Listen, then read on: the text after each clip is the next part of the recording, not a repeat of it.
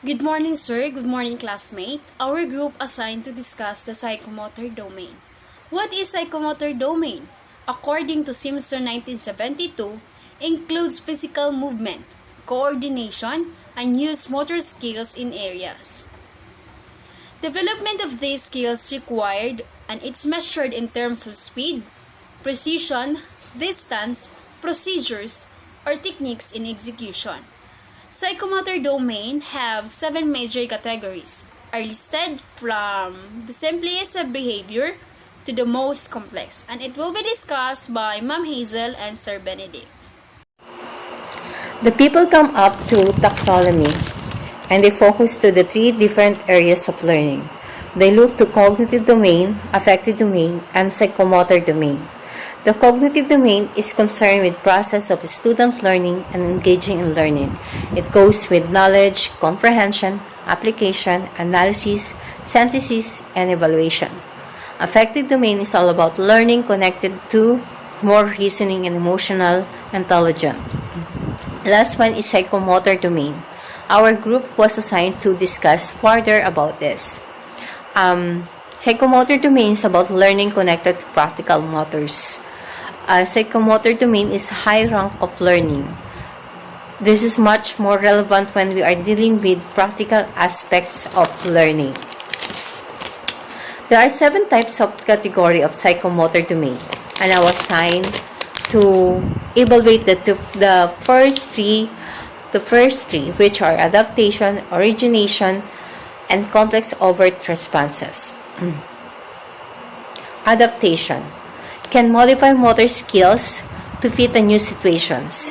Skills are well developed and the individual can modify movement patterns to fit special requirements.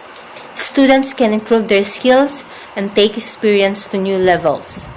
Other creative goals can be achieved or accidentally accomplished.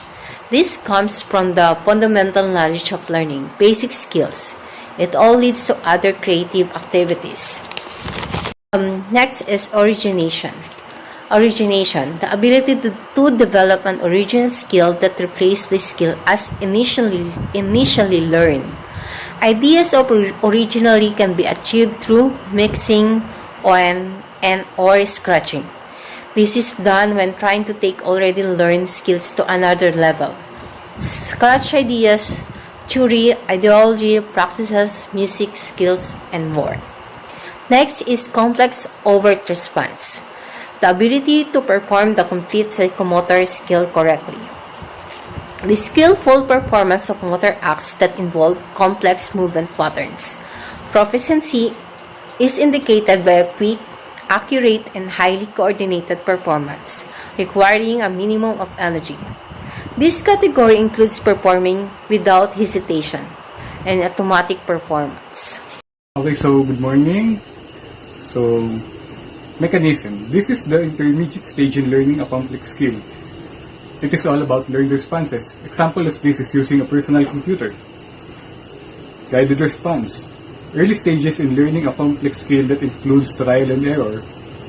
Example of this is performing a math equation that is demonstrated by the teacher. The third is set. It pertains to an individual's readiness to act. It includes the mental, physical, and emotional aspect of an individual. Example of this is showing desire to learn a new lesson. Lastly, perception. It is the ability to use sensory cues to guide motor activity. This ranges from sensory stimulation through cue selection to translation. Example of perception is the ability of an individual to detect non-verbal communication cues.